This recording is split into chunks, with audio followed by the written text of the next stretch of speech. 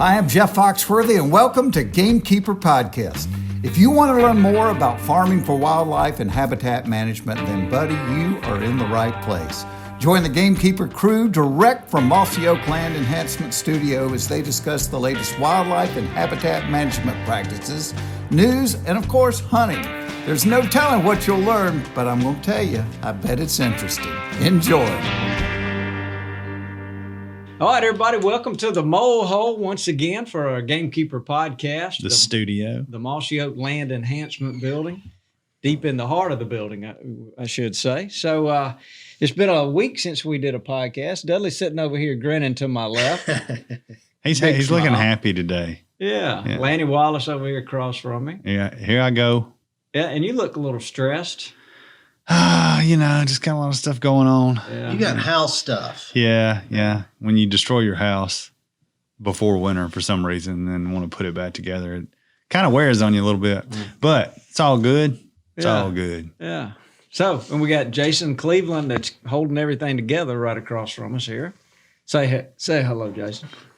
Hello, Jason. All right. What'd you say? With the technical assistance of the Casio.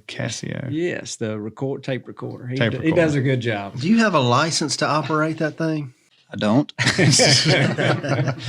All right, so we got everybody introduced. What's going on around here, guys? Let's talk about that real quick. It's right now, of course, people won't hear this until next week or later, but we're right here in the Midwest, the November 11th, 12th, 13th. Those are some Prime time. They kill some big deer. Prime time. That's really Looks good like they've rut been days. killing some deer in the last week. I mean, good grief. There's been man. a lot of blood on the biologic. Yeah, for sure. I mean, when you think back, Taylor Drury killed a big deer. Yeah. Cash Lindsay with a crossbow killed a really nice buck in Iowa. In Iowa. Yeah, it was a beautiful deer. He's Good so for him. excited. He's a cute little fella. And then some folks from around here. Jody Davis killed a big deer in Oklahoma, and Riley Payne. I can't believe Riley even let him shoot and kick him in the back and get him out of the way or something. We love picking on Riley. So Riley's on a roll. That's two things I know he's filmed. Yeah. Which is more than he usually does. Yeah, that's right. And then Jake Meyer killed a big deer. I think he killed it maybe yesterday because I saw the post. Jake Meyer's been hunting? I know that's a big shocker. That's a big shock. Yeah. I mean, I'd have been more shocked if you said Jake was in the office than anything else. No, seriously though, Jake's photo with Devil's Tower in the background, that's pretty cool. Oh, well, good. I'm proud for Jake. I'm just picking on him. It's a big wide deer. I used to have that job a long time ago. Yeah, so. he used to hunt all the time. Yeah. Now I work all the time. Yeah, well, somebody's got to. Well, I did go up that, yeah. Yeah, you did go up 2 times, but once in a lifetime trip, 2 times in a It's row. hard for any of us to bellyache around here, especially in front of each other. Yeah. So it's good to see what we call blood on the biologic. We're seeing a lot of folks having some success. Our rut's a long ways away. Yeah, so we youth have to season's pace here, though. ourselves. Yeah, I think a lot of people are getting their kids out. I know we went out this weekend and saw a lot of deer. It's still kind of warm, though. So East wind, too. That was real tough. I saw the most deer I've ever seen on an east wind. I saw probably 20 deer. I couldn't believe it. I did, because when I looked, Hayden wanted to go. We were going with David and Trey, and it was like, it's like, let's go. I'm like, man, the hunting's going to be awful. There was some weird weather going on. Like normally an east wind isn't that strong. Yeah, it was strong east wind, and we saw deer all afternoon. I mean, he did too. We both saw in excess of 20 deer, which sounds like a lot, but I mean, that's, in Mississippi too. Sure. And we're looking over I could see for 500-600 yards where we were. So, but yeah, a lot of deer, young bucks still wadded up. Little bachelor groups. Yeah, man, out there tanking them horn. It's always fun to watch. It never gets old to see them bow up at each other, especially when they're yearlings, Yeah, that is fun. Well, so, good. What's going on at the Ponderosa? The coyote that I mentioned last week. Yeah. Yep, he's trapped. He's gone. Got him. Got him. Yep. I tell you, that's one of the most underappreciated skills, gamekeeper skills there are. I mean, it's not for everybody, but everybody talks about food, water, and cover all the time, but predation is huge. Sure. And if you've got the right food, water, and cover, but you're overrun with predators, you're backing up. So I watched this young guy. His name was Austin Fortner, and I watched him place the traps and just do the whole 9 yards, bait them, do all that. He was really careful. He was methodical. Really it looked like from the video. Knew what he was doing, Yeah. and there's a lot more to it than I thought. Of course, I've watched our shows and seen people from a distance trapping, so to speak, but I was really up close and involved in that one. And a lot to it. When you were talking about it, I looked at some of the video too, but you're right, because they're trying. You heard him say, "I got to get him to put his foot right here." It's an art form. It really is. It's not just the scent or just where the trap is or how it's disguised. I mean, it's obviously got to be the total approach of the whole thing. Well, so what was interesting is I put a Spartan camera on the trap that we felt had the best chance of catching him, and so the first night he came up and circled it, looked, but did not commit. And left, and then it was the next night when we ended up catching him. Yeah. So they coyotes are pretty smart. And did you say he created looked like a little nest of eggs? Yeah, with cotton balls. Yeah. If you kind of stood at an angle and looked in this little, you'd think it was this little cave he created. Some sea turtle eggs. That's exactly what it looked like. Yeah, exactly what it looked like. I'm not picking. Don't use sea turtles' eggs. I mean, that just seems like that's a little excessive, but that's probably the fun part of it. Yeah, I would think so. You're adding an artistic touch. You're just like making a fly. You're mimicking something. Yeah. It would, to me, it would be easier just to make a dirt hole and put some scent in there. Sure. No, he went a little further than that. Speaking of, but it worked. I wasn't expecting to mention this, but you just when you mentioned sea turtle eggs, I read an article this week where there's in Central and South America, there's people that are digging up sea turtle eggs and cooking with them. The locals. Oh. And then it's a huge problem because these sea turtles can't reproduce because these people are poaching the eggs, so to speak. Right. Selling them to restaurants. Poaching the eggs. Well, I didn't really, I meant it like poacher, not, I know, I'm sorry, I couldn't. But anyway, so I read Dudley just caught up with that. It finally hit me. We'll that explain was good. it to you later. Yeah. But there's a group of people down there that took some ping pong balls and put GPS something in these ping pong balls so that they could figure out where the eggs were going. Yeah, and they called him. They busted up a ring of people that were eating sea turtle eggs. Digging up sea turtle eggs. So, well, nothing tears some people up like eating sea turtle eggs, I tell you. That's a tough situation. That's a tough situation. Yeah, because you wonder if the people were. It's just like cutting down the rainforest. I mean, people are trying to eat. People are trying to. It's not like over here. It's dog eat dog and egg eat egg. Yeah. I mean, I have often thought that, like, could I get hungry enough as much as I love wild turkeys? And I'm super stoked we're talking to Dr. Mike Chamberlain today, although we're talking to him about wolves. But could you see yourself hungry enough that if you came across a turkey nest with eggs in it, would you eat them? I can't imagine being that hungry. But if you were, would you eat them? Or do you love turkeys enough to let them? You just kind of catch him when he's long beard. Yeah, no, could not do that. Yeah. I don't know. Dudley would eat them. I mean, they get predated anyway half the time. I think it'd be fun to taste one, but I wouldn't. I mean, it's illegal. But yeah. Well, yeah. So, Lanny, you're right. Today's show, we've got Dr. Michael Chamberlain, who's also known on Instagram as the Turkey Doc, Wild Turkey Doc. Excuse me, at Wild Turkey Doc. He's going to be on, and it's you would think we would be talking about turkeys, but it just so happens that this week we're going to be talking about. He knows a lot about red wolves. Yeah, canids. Oh, did y'all hear that?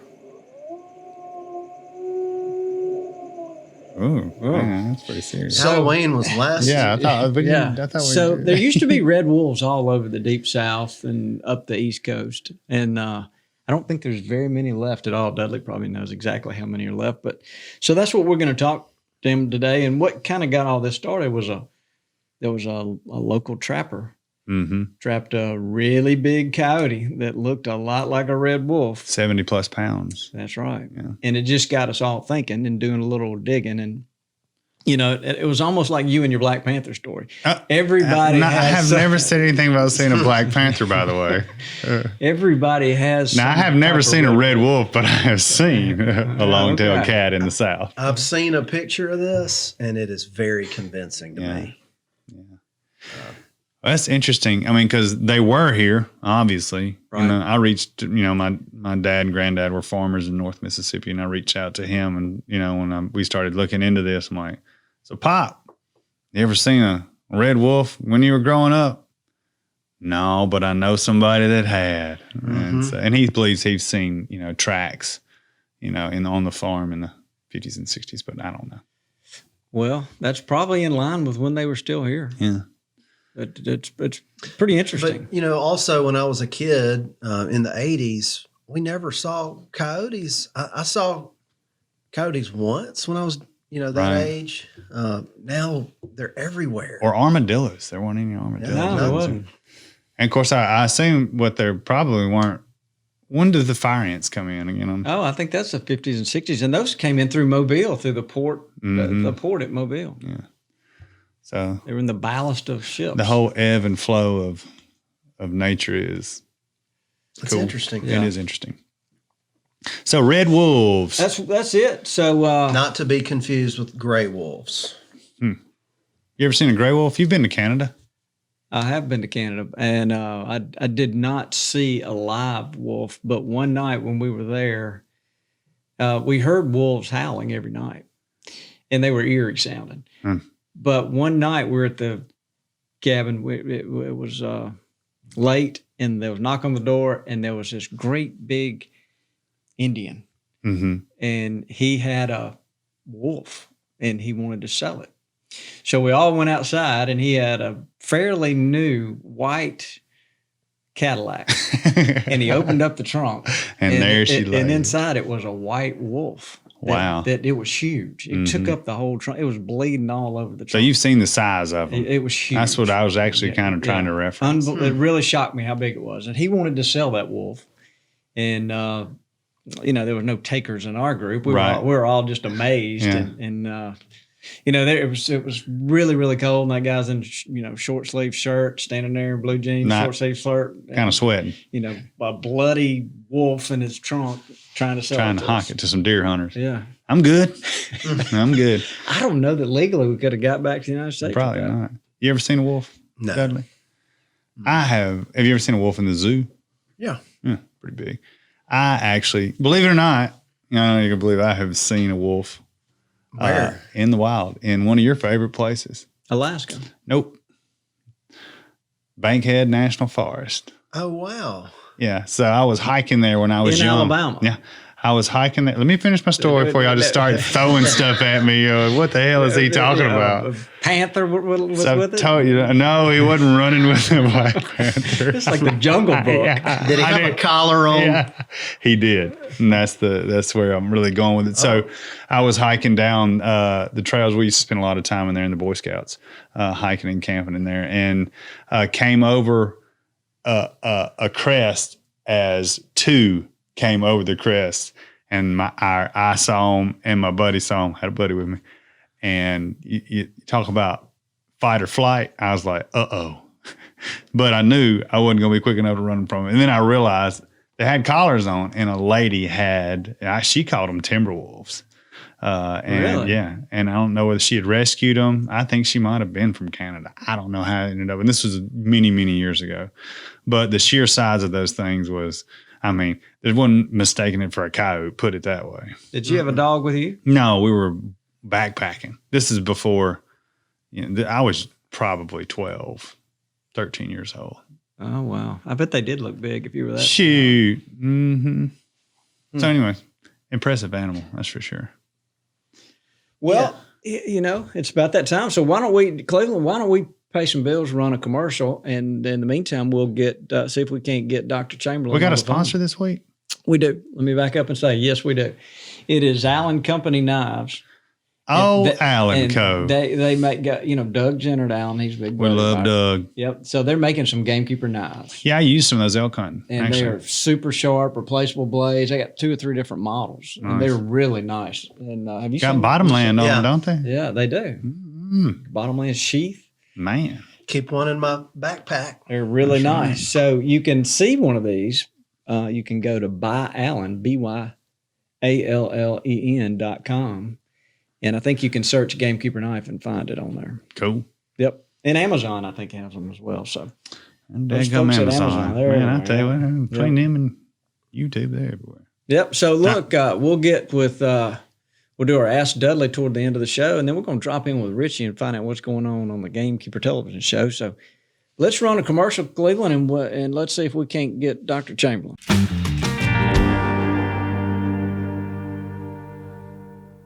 When I first bought this farm a short time ago, every single field was grown up with brush 8 and 10 feet high. But it went from that to this. And even though I planted biologic with very little moisture in the ground, I was really amazed at the results. I just sat in this field with my wife as she shot her very first deer. We could not be happier. We made a memory that will last a lifetime, all because of the effectiveness of the best food plot seed on the market. Biologic is better seed, pure and simple. Log on to plantbiologic.com to learn more.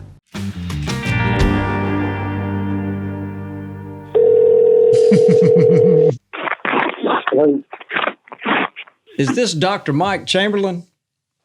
This is. Well, this is Bobby Cole and Lanny Wallace and Dudley Phelps. We are so excited to have you on the Gamekeeper Podcast. Oh, I'm glad to join you. Glad to join.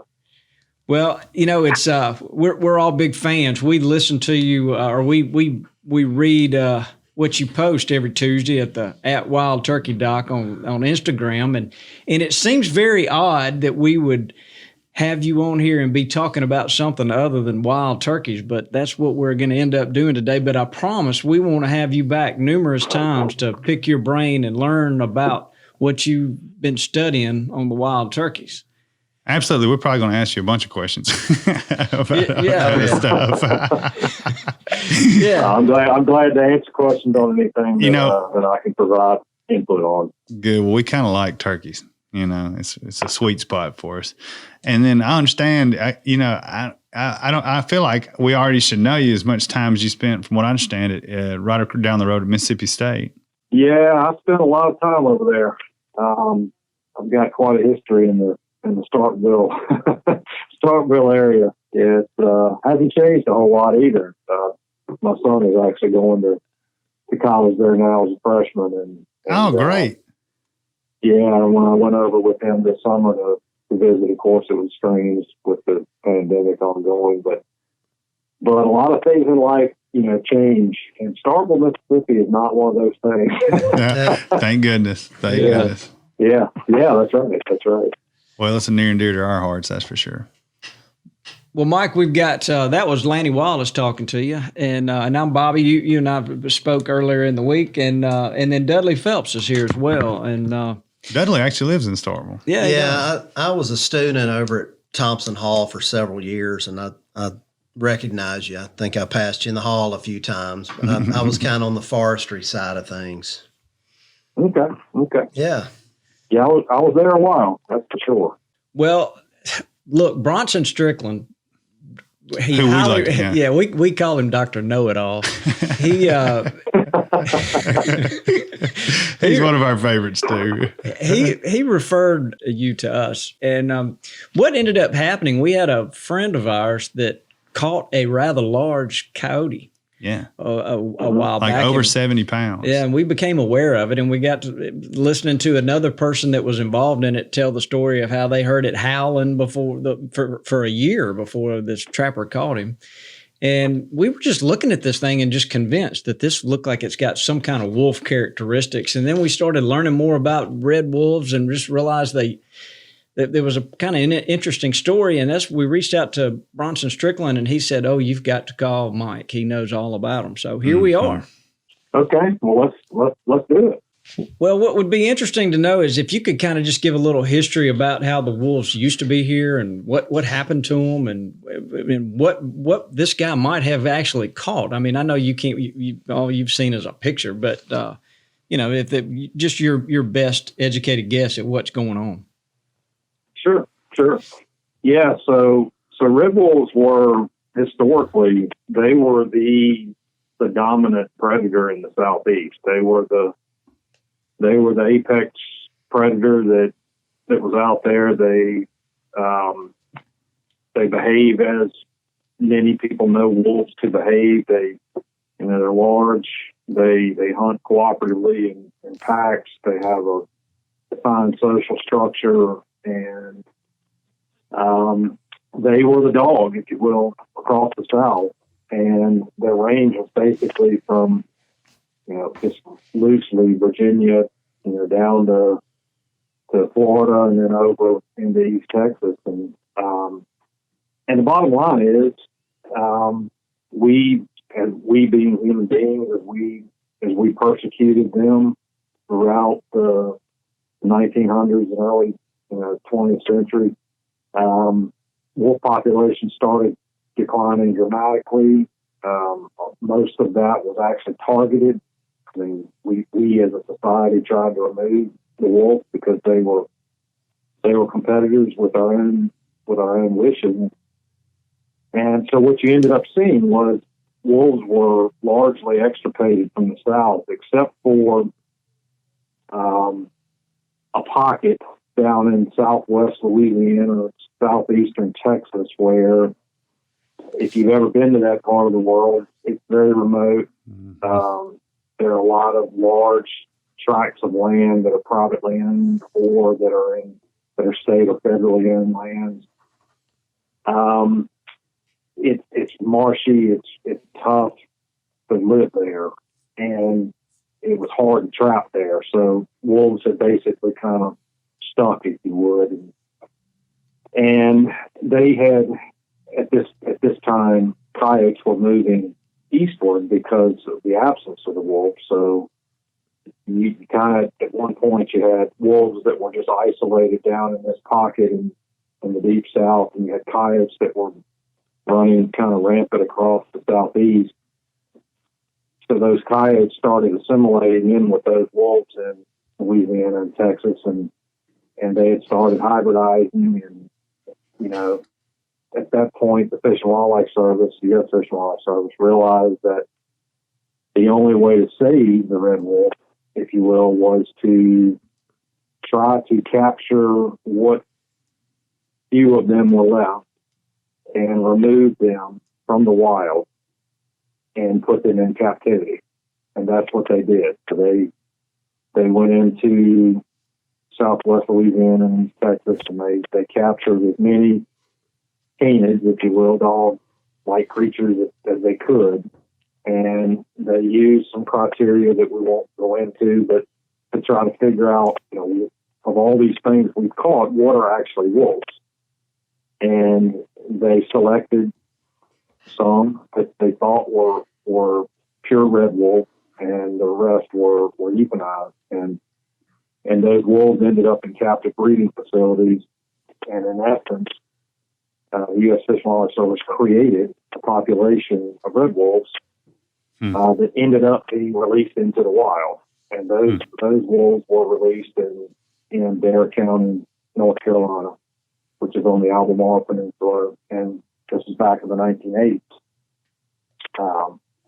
And the reason that those wolves were put there was because there were no coyotes there at the time, and it's large tracts of farmland, agriculture, high deer density.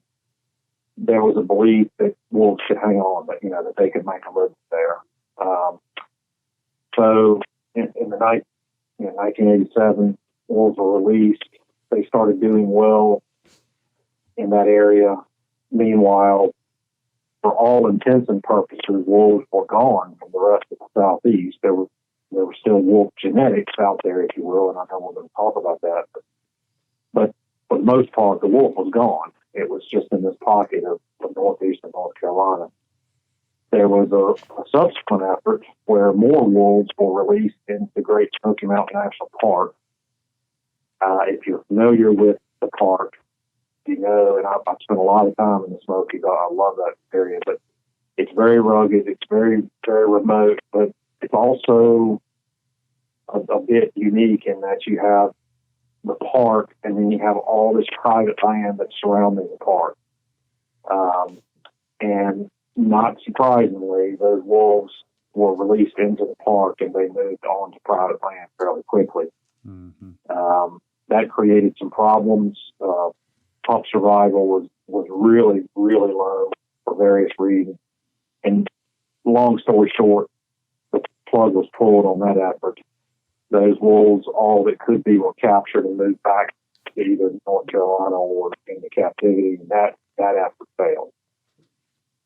So fast forward to where we are several years ago.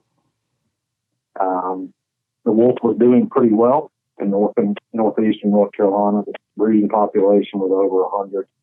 There were a number of packs on the landscape. We and other researchers and groups were monitoring some with GPS. The Fish and Wildlife Service was monitoring a lot of activity for reasons that I think are beyond this podcast. There were a number of issues that arose. The Fish and Wildlife Service felt that it was made sense to kind of pull back on that effort. And in essence, the red wolf in the wild is essentially almost extinct at this point. Their last estimate, there were less than 20 individuals left in the population up there. What's happening is the wolf will hybridize coyotes. They'll breed with coyotes. So in the absence of a wolf, they'll breed with another dog. So in essence, what's happening is the coyote is taking over the wolf population. They're genetically swamping the wolf, if you will. And that's, I guess we could debate whether that's good or bad. I think it's a bit unfortunate that all of the money and effort went into restoring the wolf, or it failed, but that's neither here nor there. So basically, what you have now, to your original point, where you kind of have this coyote population across the southeast that came from the west. As they did so, they encountered red wolves in areas. They encountered remnant wolf genetics in other areas. In other words, wolves had been removed or extirpated for decades before, but there was still genetic material in the coyote population that carried wolf genes. But for the most part, the coyotes that we have in the South, genetically, and we've looked at hundreds and hundreds and hundreds of them, they're coyotes. They're genetically just a coyote.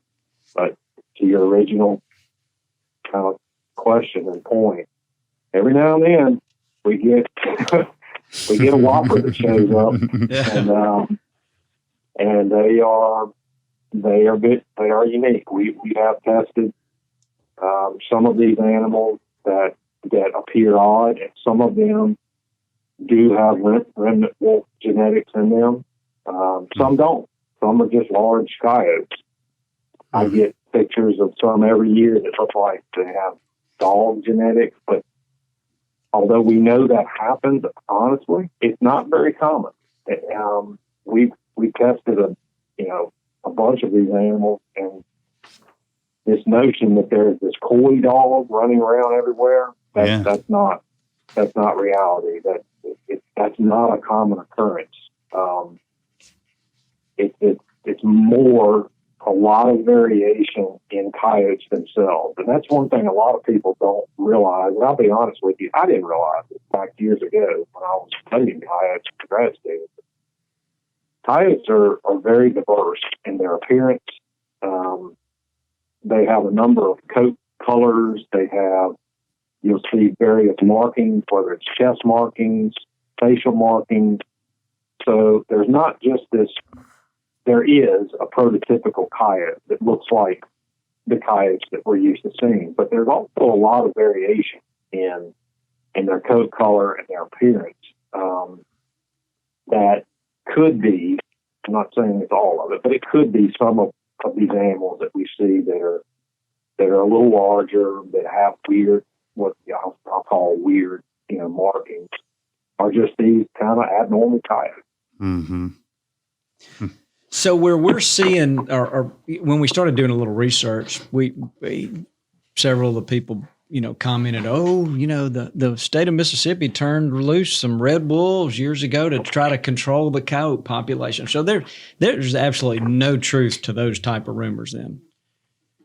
No, there's not. Yeah. No, there were no red wolves that were that were moved into the state of Mississippi. I'll give you a very brief story that was it wasn't funny to me, but now I can laugh about it. But I was a grad student, and I was working at Pell Hale Wildlife Management Area. And I'll never forget this. It was 1996, and I was sitting at a gate to a closed road, and I was actually tracking a coyote that had a collar on it. And an older gentleman pulled up behind me and blocked me at the gate, which was very common. People would stop, and they'd have questions. That's cool. And they wanted to know what I was doing, and I was always happy to talk to them. But this man, he was ready.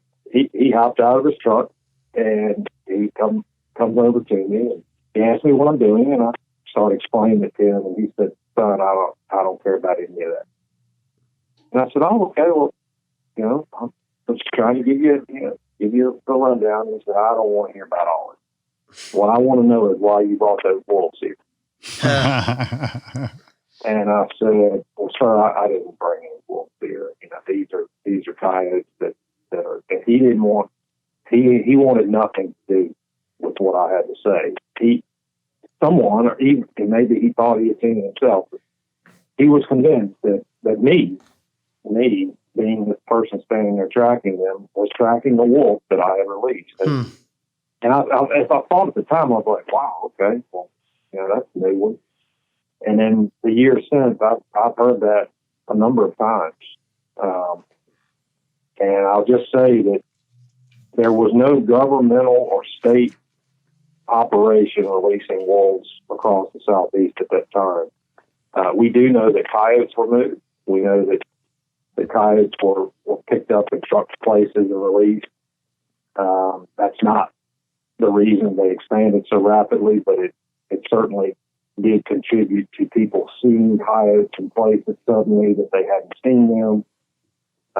But those animals were not ones.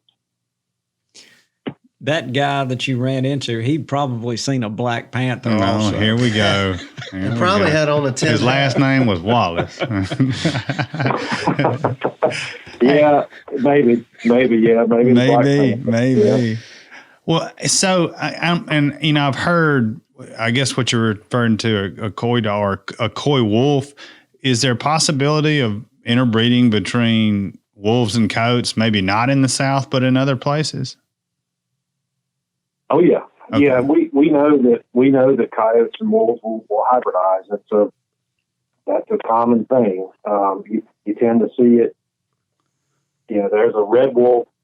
There's a similar wolf in the Northeast as the red wolf, and there are also, for instance, if you go to Algonquin Park, Canada, there are issues with hybridization of coyotes and wolves in that area as well.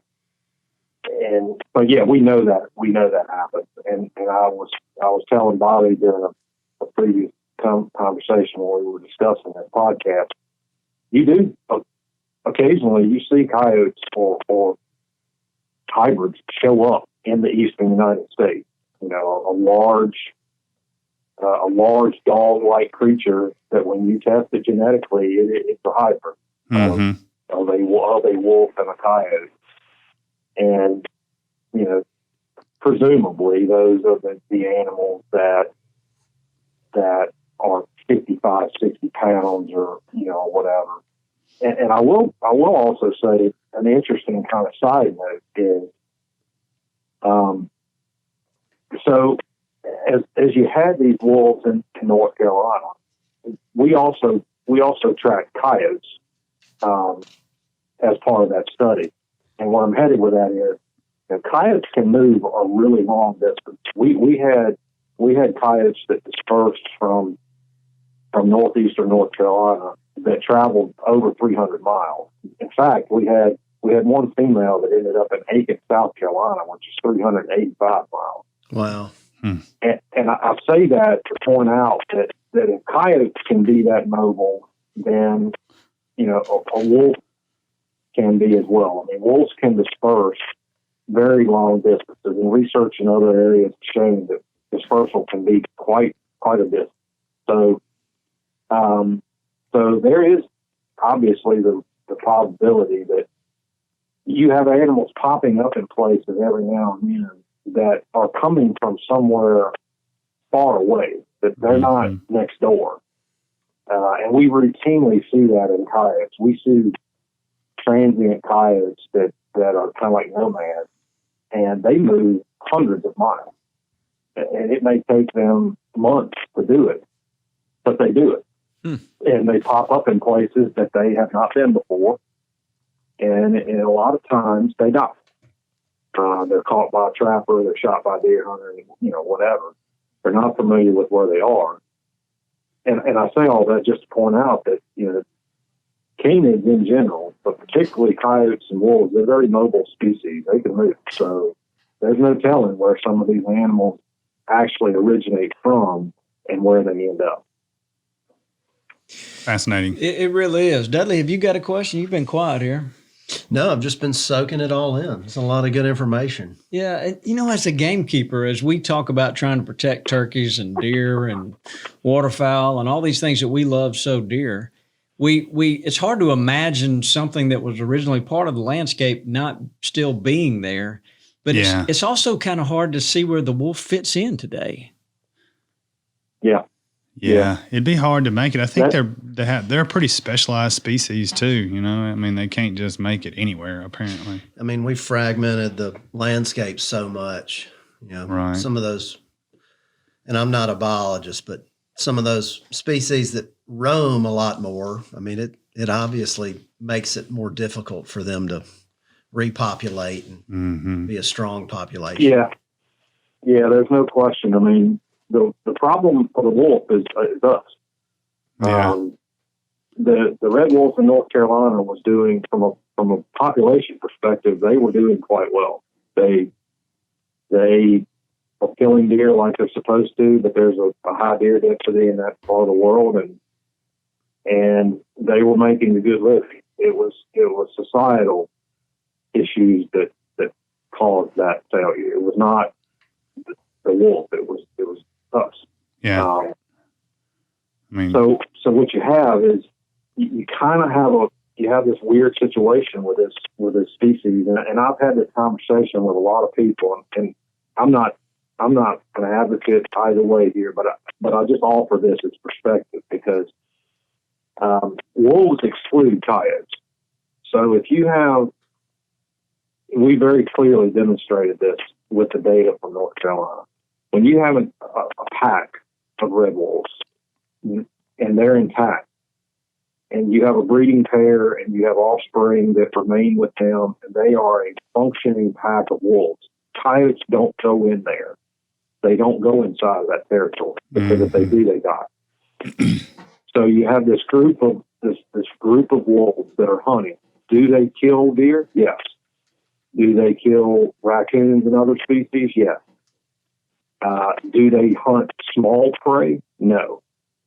They are larger predators that use a lot more space than a coyote.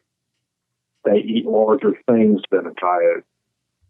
So if you think about it practically, would you rather have, I'm just going to give you a number. Would you rather have a 10 square mile area with 8 wolves in it? Or would you that are eating X number of deer per year and X number of raccoons and X number of whatever, but they're not impacting wild turkeys. They're not eating quail nests. They're not doing those things. Or would you rather have 4 times the number of breeding coyotes, or 5 times, or 6 times? And that's the reality. That's the numerical difference. Would you rather have that many coyotes that are not only eating deer, but are also eating turkeys, turkey nests, quail nests, they're cotton rats, rabbits? They're eating everything because that's what they do. They're a generalist predator, and wolves are more specialized. I say we bring them back. More turkeys and more quail. Let's bring them back, boys. No, that's not what I'm saying. You're going to get a shot. You're going to give me a shot here. But, I would just speak for myself. But if you think about it, and I've thought about this a lot because, I am a deer and turkey hunter. I love those things. And And I worked really hard all year to manage land and to work with clients and to talk to landowners, trying to help them do better in what they're doing. And so I've thought about this a lot, because it's like, wow, you know, I would, if you asked me, now that's assuming that I had access to that entire 10 square miles. You know, if I only had access to, and this is part of the problem, guys.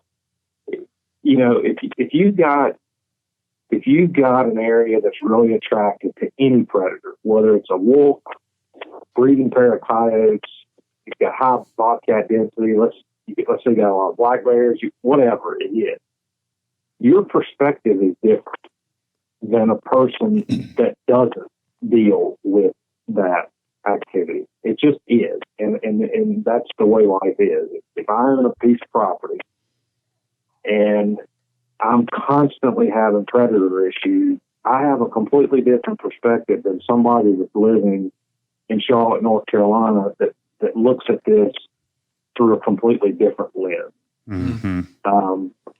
And that's the disconnect and the real issue is that we as gamekeepers, if you will, we look at things through one lens, and a lot of our society looks through it in a different lens, and there's kind of a disconnect. And unfortunately for the wolf, our society and kind of the way that we behave and the way that we think collectively is not to their benefit, at least in the East. And then the irony is, if you kind of look at the issues that are going on out west that revolve around the wolf, there's a completely different set of circumstances out in places in the west. But for the red wolf, the future is, in my eyes, the future is really, really bleak. Mm-hmm. Sounds like it. Yeah. Well, that's a fascinating story. And, you know, Laney, I think you got another question, but we've in what we do, coyotes are a big problem around here. And if we go turkey hunting, before the morning starts in the dark, you're going to hear coyotes just howling. And we were just talking before we talked to you, Mike, about, you know, everybody talks about food, water, cover for wildlife management, but predation, even if you got your food, water, and your cover right, you know, and you got overrun with predators, you're backing up, you know. So it is a huge part of managing that, is a huge part of being a gamekeeper and, managing your place for sure. And, there's different opinions of that. I mean, some people say you manage the habitat for everything and stuff, so there's different opinions. Sure. And I have those same opinions. I will say one thing that pops into my head a lot these days that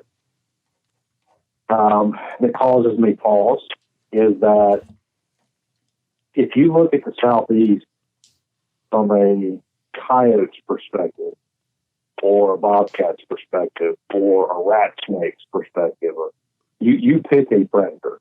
Mm-hmm. We have done a lot better job at making predator habitat than we have deer or turkey habitat. Great point. Much less dramatic for deer because they are a little more plastic, if you will, than a turkey is. I mean, deer, as you know, deer they can live right here in our backyard, thrive, and although turkeys can live in people's backyards, their habitat requirements are a little more specialized than the whitetail. But if you just look, this is something I've done just for giggles. You pull up Google Earth and you go back to some of the older imagery, and you just start panning through the years. Just grab a county or grab a piece of county. You start panning through the years from, say, 1990 through through today, and it's startling in place. We've fragmented the landscape, even though it doesn't look to us like it may be that fragmented. It is from a critter perspective, and the predators that we have in the Deep South right now, they thrive in fragmented habitats. They thrive in landscapes that offer edge, that offer travel corridors, that offer access, and that just doesn't bode well for critters that are trying to avoid not just one, and that's part of the problem, not just one species anymore, but a suite of critters. I mean, coyotes hunt with their eyes, their ears, and their nose. Much less so their eyes. They basically they hunt with their nose and their ears. That's why they have those big ears. When they get close, their nose tells them, I'm heading in that direction. When they get close, their ears are telling them, I head over there, and then their eyes are when they're chasing. Then you got a bobcat that's lazy, and they sit there and just use those big eyes to watch. And then you have things like raccoons that we know they course all through the environment. They don't leave a stone unturned. You have critters like rat snakes that, obviously don't affect deer, but from a bird perspective, they like edge, and they like woody and shrubby and brushy places where they can get off the ground. They can watch and see what's going on around them and then decide where to go eat. And man, you just kind of look at the landscape from a predator's perspective, and we've done a really good job at making predator habitat.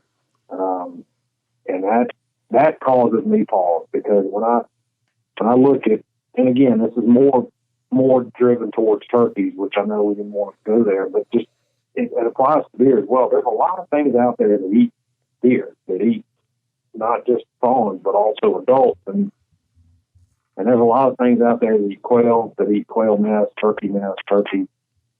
And those things, without exception, have benefited from what we've done on the Southeast. That, without exception, you can't pick a single one of those predators that doesn't have a more efficient playing field than they did 30 years ago. Really good point. Wow. And I've never really heard that perspective before. Yeah. Thanks for sharing that. It's kind of eye-opening I'm kind of almost depressed sitting here. Yeah, we need unoptimized That's what I'm here for, guys. Yeah. Hey, Oh, my goodness. but you're right. I mean, you everywhere you go, you see them. I mean, in some way, shape, or form. Mm-hmm. Wow. And that's kind of how I look at properties now. Yeah. I kind of look at it from the standpoint of when I drive around a place, or I'm looking at a place I hunt or whatever, I kind of keep going back to, okay, how do I avoid a predator? Like if I was a deer and I wanted to use that food plot, and I know if a coyote is undetected and gets to the edge of that food plot with that deer not knowing it's there, what do I need to do around this food plot to make sure the deer's got a chance? That's kind of how I look at land management these days. And, the funny thing is, predation's really a wonky, weird thing. You guys you have your own trail camera pictures. I've seen thousands of them. There's a coyote standing at a corn feeder, and there's deer standing there with it. I mean, it doesn't always translate into, if they interact with each other, somebody dies or somebody gets chased. But the bottom line is, if the deer doesn't know that predator's there and they're surprised, do they have a chance to escape? And if so, what do I need to provide them to make sure they have that chance? That's kind of the way I think about when I look at, how do I manage this property for deer or for turkey or whatever. That's one of the things that rolls through my head. Need to add that to the list. Yeah. Well, Dudley, you were mentioning the other day about how feeders sometimes concentrate the animals, and it just, in my mind, it just seems like you put it on this little bitty logging deck that's got all this thick cover on the edge, and right, your turkeys are eating the corn under your spin feeder, and then boom, a bobcat's sitting in the bush 10 feet away and jumps out. I mean, it just makes perfect sense. Maybe there's not a peer-reviewed study on that, but it just makes And heck, 2 forever and we've 2 talked about makes 4. You know, creating travel corridors and edges are good for wildlife. But I mean, but if your edge is like this long strip disc line that you did the year before, it's a perfect scenario for a coyote to walk down that straight line with his nose in the air and eat 'em find up. something. You know, so. Yeah, the whole feeding thing is tough because it's hard to quantify that because there's so many scenarios out there.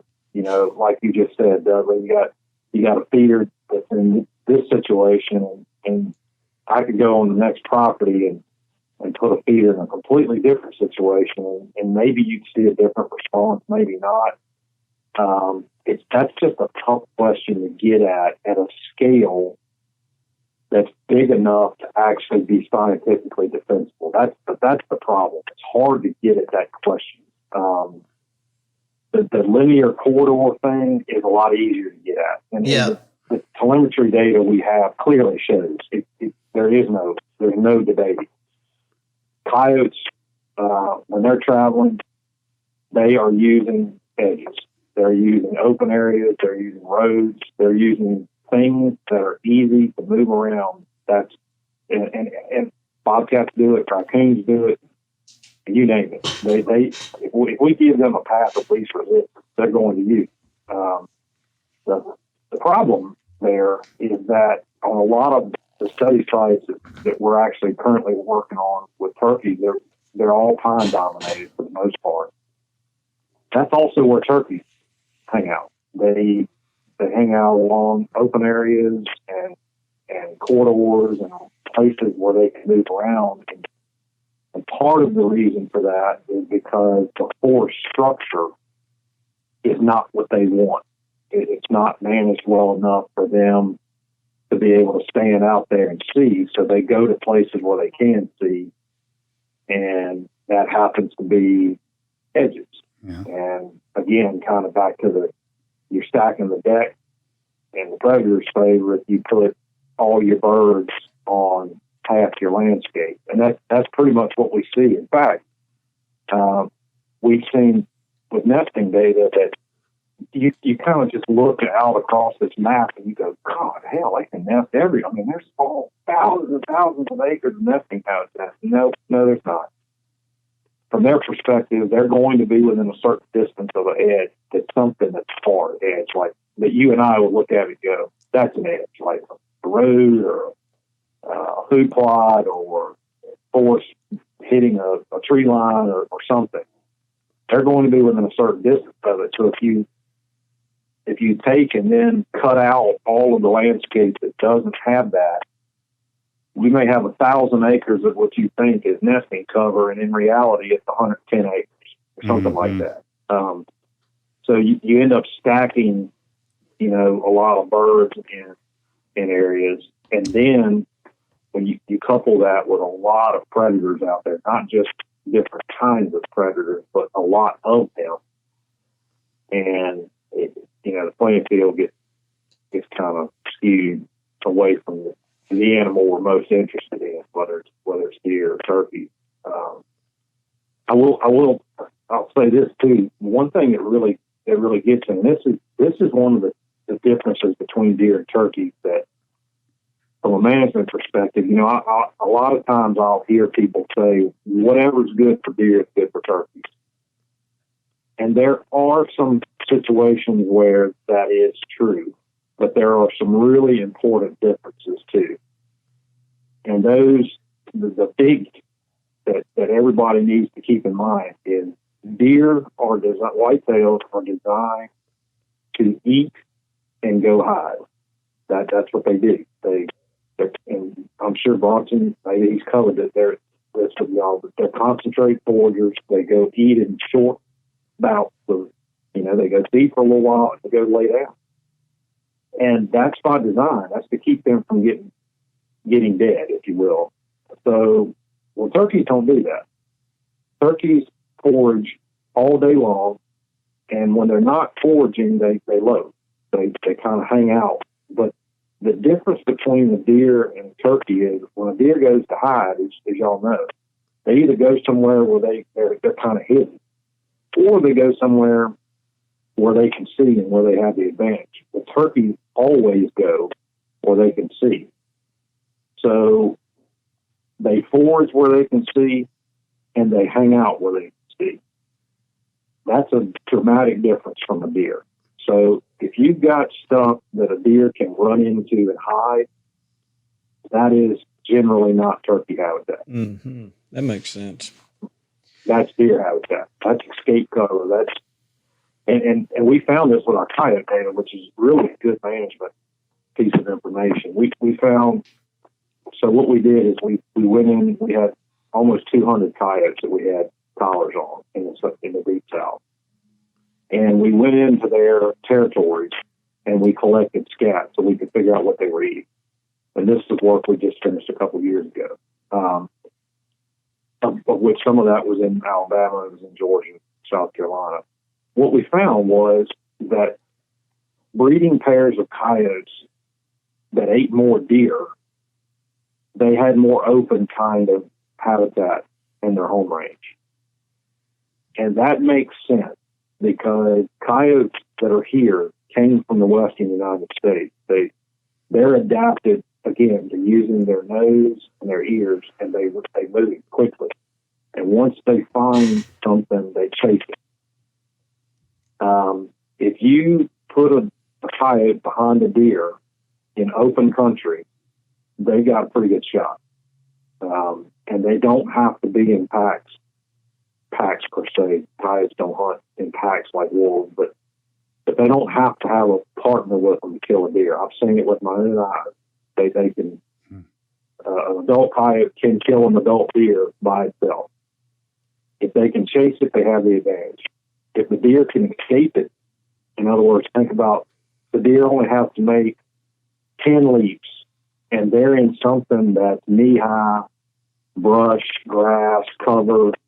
The deer's got the advantage because at that point, the coyote can't see as well, can't hear as well, and can't smell as well. Well, from a turkey's perspective, it's the exact opposite. What a turkey's going to do is, as you know, when they see something coming, they take off running. Well, as a last resort, they fly. Well, you give the turkey the advantage if they have some open ground. If they can see you coming, and then when times get tight, if they can run into cover that they can still see over, they win almost every time. The coyote doesn't have, or the bobcat or anything else, they don't have the advantage at that point. Turkey can still see. What gives turkeys problem is when you put them into cover they can't see through or see over. That's when the predator has the advantage. So it's a subtle difference between deer and turkey habitat, but to me it's an important one. If deer can escape, that's it. They're good. Turkeys, for them to escape, they need to be able to see, and where they go to, they still need to be able to see. So open, well-managed forest, that's turkey habitat, not as much deer habitat. Deer need more escape cover than turkeys do. Gosh, my wheels are really turning. Yeah. Mine too. Mm-hmm. Yeah. That's good stuff. Did you have another question, Lanny? Well, I have a question at the end, but it hadn't have anything to do with wolves or turkeys. So I wanted to wait till the appropriate time. And I will say, he doesn't have to answer this question if he doesn't want to. Oh, no, I know where we're going. Go ahead, man. So I just want to know, I've heard you say a couple things, that kind of piqued my interest today. For one, you zoned in on this remote area in southeast Louisiana and southeast Texas, and we were talking about wolves, and you talked about how, that a lot of these things were nomadic and could move hundreds of miles and establish themselves. I just didn't know if that kind of scenario would have been possible for, say, maybe a long-tailed cat of some sort from Central America ending up in the Mobile River Basin. Would that be even a possibility from a biological perspective? You don't have to answer it. I'm sorry, Mike. No, that's okay. Yeah. So no, that's the short answer. I'm completely let So down. there's actually two components to that question. Cats, long-tailed cats. If it's a cougar. No, he's referring to Jaguarundi. Oh, I know. Okay. Cougars, yeah, they move a lot, and there are accurate and detailed records of cougars all over the eastern United States that pop up here and there. We've all seen the news reports. We've read the articles. That happens, and it's going to continue to happen because in some places cougars are doing quite well, and their populations are expanding. So yeah, that happens. A jaguar walking from Central America and ending up in Mobile, no. And I get that, I get questions about. And I'll give you. This is true. So maybe I did see a cougar. Yeah, no, I think you saw an otter. I did not see an otter. So this is a true story. So when I was at Mississippi State, I worked for, and I won't say his name because I don't know if he would want me to share this story. But anyway, I worked for a professor, and he would openly say, "If you see a black panther, shoot." One, because there's no law preventing it. Right. Because there's no such thing as it. So shoot it and let's confirm it. So one day we get a call about a black panther that had been shot in this state. This is back in the mid-90s. And so several researchers load up. I'm not using any names here, but several researchers loaded up after receiving a phone call from a person in Mississippi that indicated they had shot this animal and had it at their house.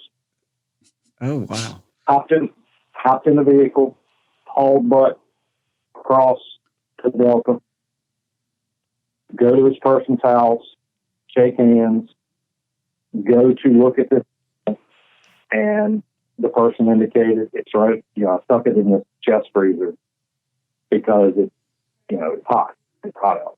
I want to preserve it. So everyone's interested. Of course, at this point, you're on pins and needles. Right. And there's this huge chest freezer, one of these monsters, that you could put, a person could lay down beside of. Mm. And the door is open, and in the corner is about a 25-pound tomcat. We got him. Yep. And I hear this all, and I know there's somebody that's going to listen to this and say, you are wrong. And I will just say, if I am, no one has proven it thus far. There's absolutely zero scientific evidence showing that we have those critters here. And if we did, as many trail cameras that are saturated across the Southeast, someone would know it at this point. I tend to agree with you. We do too, Doc. But I still know what I saw. It's a lot of fun to talk about. Lanny claims to have seen one in Southwest Alabama about 15 years ago, and he holds pretty steady. I know I saw a long-tailed cat. Now, was it a cougar? And y'all have turned this into a black panther. I never said I saw a black panther. Okay. But what I saw was a long-tailed cat in the open. I have an eyewitness. So, well, Doc, I'll say this, with all due respect, we did a show just kind of talking about this maybe a month ago, and we've got so many comments about my goodness, people that say they have seen one, their uncle saw one. It's pretty amazing. It is. It's a great thing to talk about. Is. So there's no. Yeah, and I was going to say I talked to some people who, in fact, I have a close friend who I trust. I trust this man. In fact, I trust this man with my life. He is an upstanding, honest guy, and he's a hell of an outdoorsman. He described to me what he saw, and what he saw was a coot. What he described to me using size references on objects that were beside this animal, that not were in a distance, but were right beside the animal. What he saw fits the physical description of a coot. It fits perfectly. This was 10 years ago, and it was in this food. And the way he described it, again, I hold this person in high regard, and I know he's not just going to, come up with a bunch of poppycock story like that. He was dead serious. He was like, this is how tall it was. I went and measured it. This is about where the shoulder height was. This is about how long, based from this tree to this tree, was about this distance. He had measured that. This is approximately how long the tail was if it had been stretched. It was actually curled tip, on and on and on. And when I started taking those notes, and just, I actually did. I went to, here's what are cougars morphometric. This is what they look like. Here's how long they are. Here's their shoulder height. That's what it was. If that's what he actually saw, if he actually saw an animal that fit the description that he gave me, which was very concise, that was a cougar, no question. Oh, wow. Just have no way of verifying. So he's saying there's a chance, Bobby, is what he's saying. Yeah. Oh. It's like the movie Dumb and Dumber. That's exactly where that came from. Yeah. So he's saying there's a chance. He did say it. Well, Mike, we have enjoyed having you. Absolutely. Dr. Mike Chamberlain he's with Georgia right now. And between he's a bulldog. He's a bulldog wherever he goes. Yeah. Well, between Mike Chamberlain and Bronson Strickland, if you are a college kid, going to Mississippi State or Georgia, it would be so much fun to be in these no doubt about classes. It really would. So, well, we is there anything that we can do to help you promote? Is there anything you want to promote while you're on the show here? I would just, if we can go down to turkeys. Yeah. Yeah. We got a lot to talk about for turkeys. That's right. Yeah, well, we want to have you back and talk turkeys for sure on multiple episodes, but and we'll get our listeners to follow you at Wild Turkey Doc on Instagram. He posts some great stuff, but I just wanted to make sure there wasn't something else. If we got some pretty interesting turkey theories we'd like to bounce off you too. I would just say if someone listens and they're like, hey, I got a question about this or that, feel free to reach out to me on social media. I have I post on Twitter, Instagram, and Facebook. On Instagram and Twitter, it's at Wild Turkey Doc. On Facebook, it's just my name. Email me. You can find my email if you go to the 1L School of Forestry and Natural Resources at UGA. You can find my email. Shoot me an email. I'm not promising you'll get a response in a day. It can take a week. Sometimes it takes more. But I'm pretty good about responding to people as quickly as I can. Sometimes it gets a little overwhelming, but if you have a question or you have an observation or have something you want to pick my brain about, I'm more than happy to try to respond to you. So shoot me a message and go from there. Well, that's awesome. Yeah, that really is. And we want to have you back on and talk turkeys. That's kind of dead center of our bullseye. Yeah. And we've got a lot of questions about turkeys that we could probably answer for you. Yeah. We got a few theories.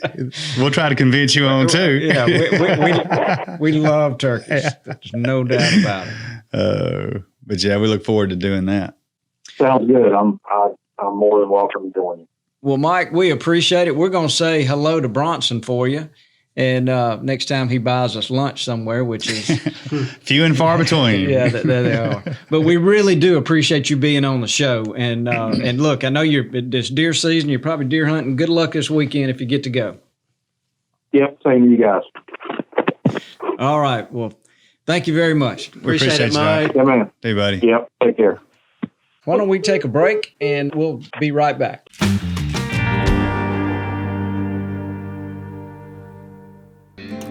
Hey folks, it's Jeff Foxworthy. You know, when I was a kid, my dad bought back the farm that he had grown up on, and I absolutely loved that place. I knew every square inch of it. It truly was my favorite place on earth.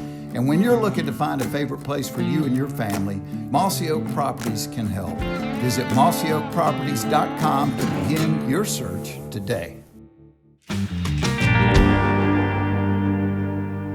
All right, everybody, welcome back. Boy, that was some really good information from Dr. Mike Chamberlain. I'm telling you, it was enlightening, that predation stuff. And you heard he said, there's a chance. I don't want to put words in his mouth because obviously he's going to base everything he's got off of a scientific, process and everything else. But he's got a buddy that saw one too. Yeah, he did in Mississippi. So are we now going to like set up the standard that every guest we have? We're going to ask. We should ask them. We've done it, and talked about it every time since then, so we might as well. Yeah, we have. You know what we need to do is get Toxie in here on the hot seat one day and ask him. Well, he was in here a minute ago, but yeah, I wish he would have hung out. Well, I think he knew we might ask him a question. This is true. Popped out of here. He's doing something managing some ducks today, I think. So look, we got 2 segments left. I want to find out what's going on so we can educate our audience what's going on with the Gamekeeper television show. So can we call Richie Davenport? Mr. Davenport. He's the producer of the Gamekeeper show, to ask what's going to be on next week when this podcast runs. So if you would just hit his, I think it's 25. There he is. Yeah, okay. He might be going to the bathroom. Hey, there's no telling what he's doing. Yeah. Sounds like we're I trying thought to call this would be McElroy. quick, but I guess not. what? Richie, what did Mr. Davenport. What are you guys up to? Well, we're over here doing a podcast, and I wanted to find out what was going on with the Gamekeeper television show, what's going to be on next week. And it sounds like you're editing Lanny's elk hunt. Yeah, we sure are right now.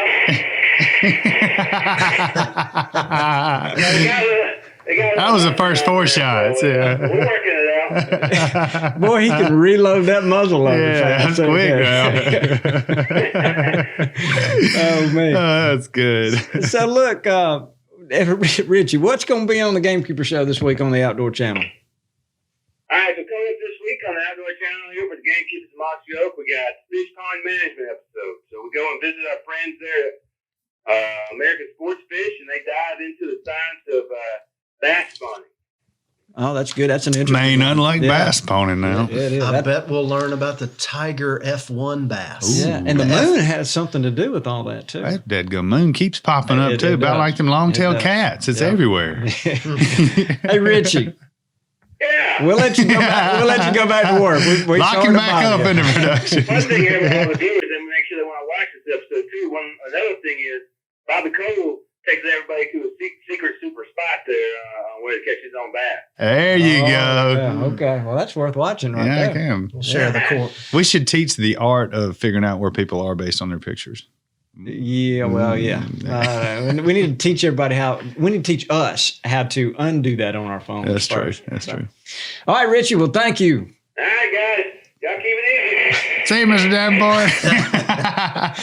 Lord have mercy. Oh, man, what an He is idiot. I didn't realize he'd be such a ham. That's great. We got to have him on every week. Oh, my goodness. All right. So, moving right along, we got the Ask Dudley segment now. Once in a generation, a mind comes along, a mind that understands more than the average person, and is more than willing to share his knowledge. From trees to food plots to fertilizer, Dudley Phelps knows so much that he has forgotten more than he remembers. And now he gives you the chance to ask the burning questions in your mind. It's time for Ask Dudley. Those burning questions. Hey guys, this is Jordan Broadwater from Kingsport, Tennessee, up in Northeast Tennessee. Just want to let y'all know that I love the podcast and eager to hear what else you guys have to talk about. But I have a couple questions first. I'm new to the gamekeeping business, and I have a couple questions about brassica. So first off is crop rotation. Do I need a crop rotation for brassica? I've heard that I needed to rotate my brassica every 2 years, but not really for sure what that means. So Dudley, I wanted to know your input if it's needed and what exactly is it. And second, can I plant brassicas in a clear cut of the woods Since they're such a tough, resilient plant, can I plant them in the woods a little bit where it's clear cut and make a hidey hole food plot, or is it best to leave it to the fields? Thank you guys. Love the podcast. Eager to hear what you guys have to say. Good questions, Jordan. Really, Brassicas. really good questions. Yeah. We were actually talking about part 1 with Mark Drury a few weeks back when we were talking about brassicas, and he's got a consultant buddy that's really helped him a lot. Here's the deal. Crop rotation came into effect from the terrible farming practices of yesteryear. I still think some of the big ag practices need some work. But a long time ago, they were flipping the dirt, disking, not really using as many herbicides. So they were disking the soil to death, and then they were planting one species, just a monoculture, harvesting it, disking it to death again, rowing it up, and then planting another crop right behind it of the same thing. And so the soil didn't really have a chance to heal. And there's a lot of scientific words for that kind of stuff. But when you're food plotting, you're growing something. Sometimes it'll be blends, but you got weeds there. Here we're growing brassicas. And they're good for the soil also, but stuff's going to grow there in the spring and summer, and that's your rotation. You're going to have some weeds. People call that, just a volunteer crop, but that's going to do the rotation for you. So it's not really something I would worry about a whole lot anymore. If you were planting brassicas in the spring or in the fall every single year and keeping it clean in between crops, then yeah, that could be a problem. But anyway, you still want to rotate them every few years, but don't overthink it. Don't think that you've got to go every year and plant your brassicas in a different field. Now, to answer part 2, a clear cut to me is wide open area with lots of sun. So if you've thrown a little lime out there and some fertilizer, gotten a soil test, absolutely plant it just like it's a field. I think you mentioned the word hidey hole. I think you're talking about a small opening in the woods that's been cleared. You still need about 6 hours of sunlight a day to get a good brassica crop in. So if it's a really small field and it's not getting good sunlight, my advice would be to go with some kind of blend. We've got a product called Hotspot that we like a lot. But if you think you're getting enough sunlight, by all means, grow some brassicas. Good questions. And we'll send you a little gift pack. Yeah. Sure. If I could just add one little thing, just that whole fertilization regime coming back the next year and soil testing and fertilizing exactly to what that crop maximum of all brassicas would need, and you don't have any problems. No, that's the important part. Go ahead, Laney. You can see you ready. I know I'm not Bobby or Dudley, but and I think what I picked this up from Dudley more than anybody is one of the most important things in planting brassicas is your seeding rate, and there's such you've described them as a nutrient hog. They require a lot of stuff out of the soil and in turn return that up, for wildlife to use. But watch your planting rate, I think, is one of the main things. Very important. If you time it correctly, like we recommend, which you're planting earlier than you're used to with planting wheat and stuff back in the day. Right. If you plant them too close together, they will suck every bit of moisture and nutrients away from each other. And in a month, you'll go out there. Remember Jess's food plots? Right. They all yellow, turn purple soil and yellow. test, everything, but overseeded it and they choked each other out. So less is sometimes better. So and it depends on how prepared the soil seed bed is. But that's one thing about the brassicas to me is they are just a superstar plant. That's why everybody loves them so much. But you got to have them, the room to grow. Yep. They stress so easy. And that's probably one thing that if folks can take away from is more is not better. Right. It's quality. Yep. And everything. So, and I've actually been eating a lot of biologic this week. Thanks, Bobby brought me a 5-gallon bucket from the Ponderosa. Yeah, you look like you're putting on a little, like it's fattening I'm like, you up a little good. bit. I need a little bit. You know, I had some for lunch today. I thought I smelled them. Yeah. Had radish greens, rape greens, turnip, and that new hybrid we're testing. Man, Look you at just you. body by brassica over there. Man, no wonder he's glowing. Wow. All right. All right. Do we have anything else? Cleveland, is that the last question?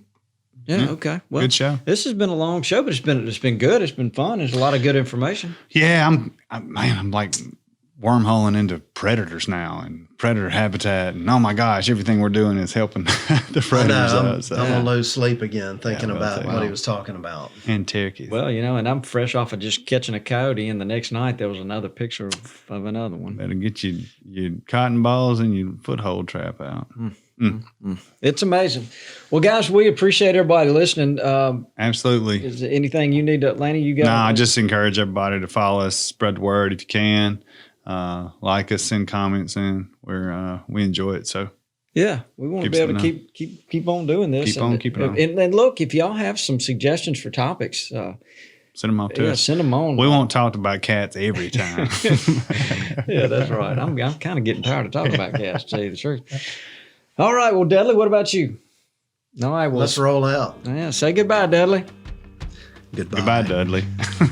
Get us out of here, Cleve. Thanks for tuning in to this week's episode of the Gamekeeper Podcast.